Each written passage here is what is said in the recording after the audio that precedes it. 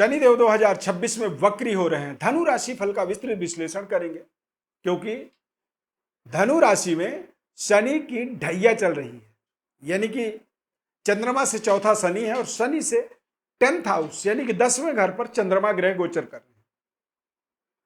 तो चंद्रमा का जब शनि के साथ में चौथा या 8वां गोचर चंद्रमा से या फिर शनि से चंद्रमा का 6ठा या 10वां गोचर जब होता है तो इसे ढैया माना जाता है। चंद्रमा से एक घर आगे पीछे और एक चंद्रमा के साथ जब शनिदेव गोचर करते हैं तो उसे 7.5 कहा जाता है।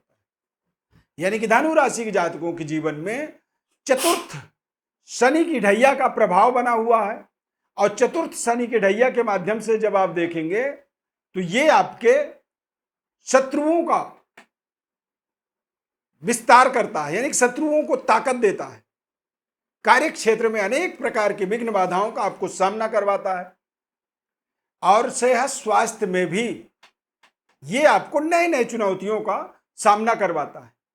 अब शनिदेव वक्री होंगे और 27 जुलाई को और 11 दिसंबर तक ये लगातार 138 दिन तक यानी कि 138 डेज रेट्रोग्रेड शनि रहेंगे।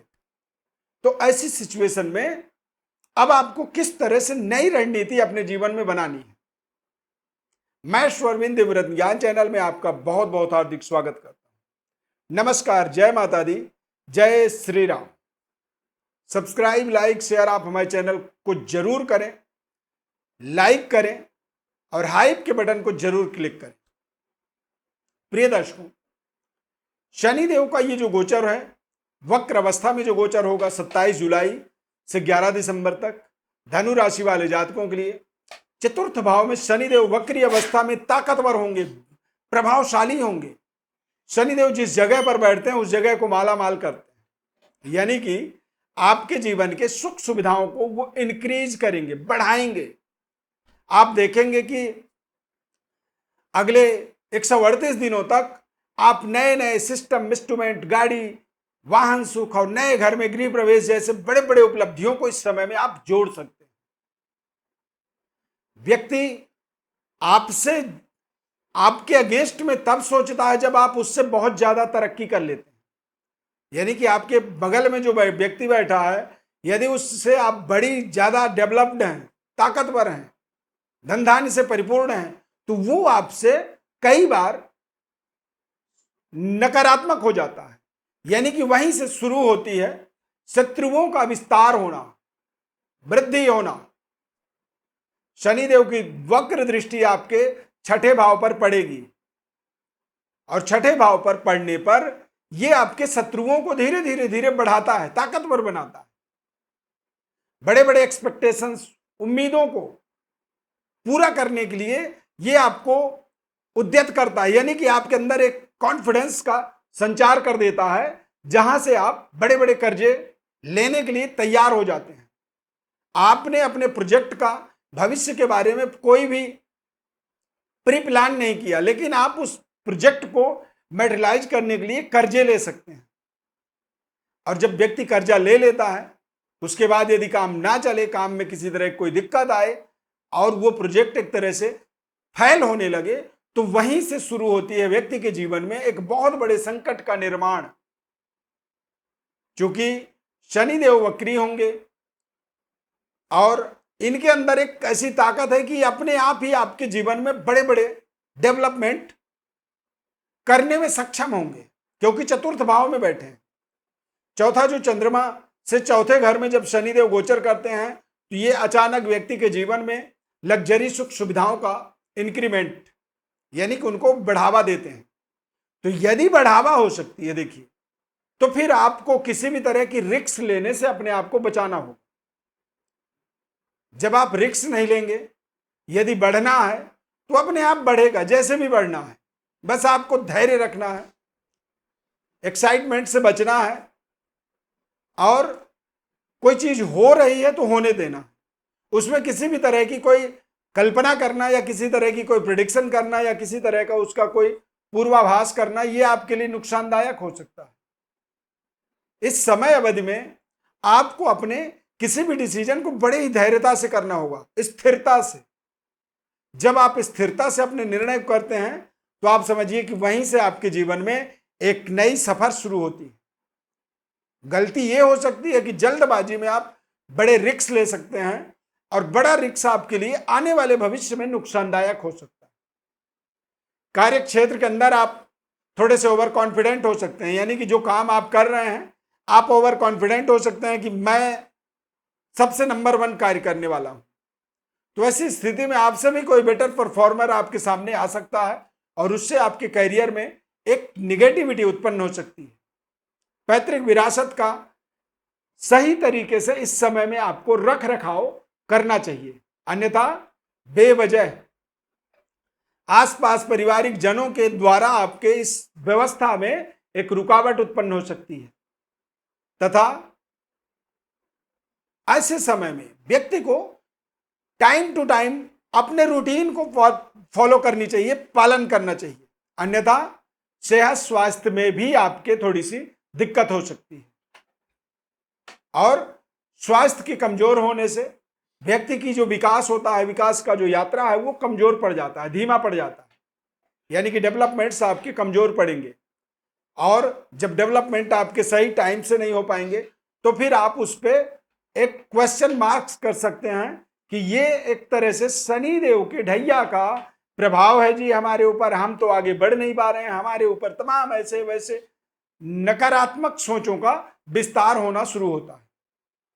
तो ये टाइम टेबल जो है, शनिदेव वक्री अवस्था में गोचर करेंगे और वक्री अवस्था में जब गोचर होते हैं ग्रह, तो उनके अंदर एनर्जी, ऊर्जा का अभाव हो जाता है, कमी आ जाती है।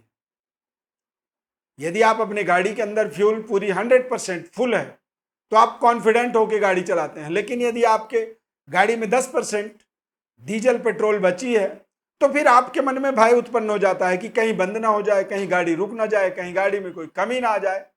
तो उसी तरह से आप समझिए कि शनिदेव धीरे धीरे धीरे ऊर्जा विहीन हुए हैं, क्योंकि सूर्यदेव से बहुत दूर चले जाते हैं, और जब सूर्यदेव से दूर चले जाते हैं तब ये धीरे धीरे सूर्यदेव की तरफ आते हैं और सूर्यदेव की एनर्जी से वो अपने आप को एक तरह से एनर्जेटिक बनाते हैं, चार्ज करते हैं। जैसे मोबाइल का बैटरी कमजोर हो गया तो उसे हम बिजली में चार्ज करते हैं और जब वो फुल चार्ज हो जाता है तो फिर वो वैसे ही परफॉर्म करता है। तो उसी तरह से अब शनिदेव चार्जिंग होने जा रहे हैं, और शनिदेव यदि कमजोर हैं और आप ऐसे समय में किसी भी तरह की कोई भी अति आत्मबली वाला डिसीजन लेते हैं तो वो आपके लिए नुकसानदायक हो सकता है। खासकर रोग, ऋण, शत्रु, इन चीजों से बचना है।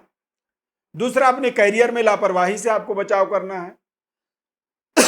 तीसरी, पैतृक विरासत का विशेष रखरखाव करना है। पिता और पिता तुल्य लोगों के साथ में अच्छे सामंजस्य, तालमेल आपको बनाना है। पिता तुल्य लोगों का आपको आशीर्वाद लेने का निरंतर प्रयत्न करना है, रोजाना। आप अपने पिता और पिता तुल्य लोगों से जब भी मिले तो उनका पैर छू सकते हैं, उनसे आशीर्वाद ले सकते हैं। अपने अति आत्मबल से अपने आप को बचाने के लिए आप अपने वास्तविकता को सदैव अपने दिमाग पर रख के चलेंगे, अन्यथा कई बार आप अपने वास्तविकता को भूल सकते हैं और अति आत्मबली होने के कारण से कुछ ऐसे डिसीजन ले सकते हैं जिनसे आपके जीवन में बेवजह आपके लिए परेशानी उत्पन्न हो सकती है और आप उन परेशानियों में फंसते चले जाएंगे, क्योंकि शनिदेव आपके जीवन में आपके एक तरह से धन और आपके पराक्रम, करियर, काम करने के तौर तरीकों के स्वामी होते हैं। और शनिदेव जब स्वामी होते हैं तो निश्चित रूप से ये आपके पराक्रम के तौर तरीकों में बदलाव कर देते हैं। परिवार के अंदर बेवजह उलझन, दिक्कत, परेशानी, पैसों का जो डिसीजन आप करने वाले हैं उससे आपके जीवन में अनावश्यक संकट का निर्माण होता है और उस संकट के निर्माण से आपको बचना चाहिए। और बचने के लिए आपको शनिदेव के ढैया या 7.5 के अंदर उपाय के रूप में व्यक्ति को सबसे पहले अपने दैनिक दिनचर्या में सत्य बोलने का प्रयास करना चाहिए। माता पिता का विशेष सम्मान करें और न्याय और अन्याय का सही परिभाषा को आपको समझना चाहिए। सत्य का जब पालन करना शुरू करते हैं तो उससे शनिदेव की विशेष कृपा आपके ऊपर होने लगती है। अपने आसपास अपने से जुड़े हुए मजदूर वर्ग, लेबर वर्क करने वाले व्यक्तियों का किसी भी तरह के कोई लेन देन को आपको रोकना नहीं चाहिए। उससे भी शनिदेव के ढैया का एक नकारात्मक प्रभाव व्यक्ति के जीवन में बढ़ावा होता है। तो सत्य बोलें, सही लेन देन और सही तरीके का डिसीजन लें, और आप अपने जीवन में खान पान का विशेष ध्यान रखें। यदि गलत खाना बदोशी किसी भी तरह की जीवन में है तो उससे अपने आप को बचाना चाहिए। अपने बारे में विस्तृत और विश्लेषण आप जानना चाहते हैं तो हमारे व्हाट्सएप पर अपने बर्थ डिटेल यानी कि नाम, date of birth, birth time, birth place, ये सब चीज आप लिख करके भेज सकते हैं। हमारे द्वारा आपको संपूर्ण विश्लेषण निःशुल्क रूप से बताया जाएगा। इस खास कार्यक्रम में जुड़ने के लिए बहुत बहुत धन्यवाद। सब्सक्राइब, लाइक, शेयर जरूर करें। कार्यक्रम अच्छा लगा तो कमेंट में जय शनिदेव जरूर लिखें। Thank you for watching. जय श्री राम।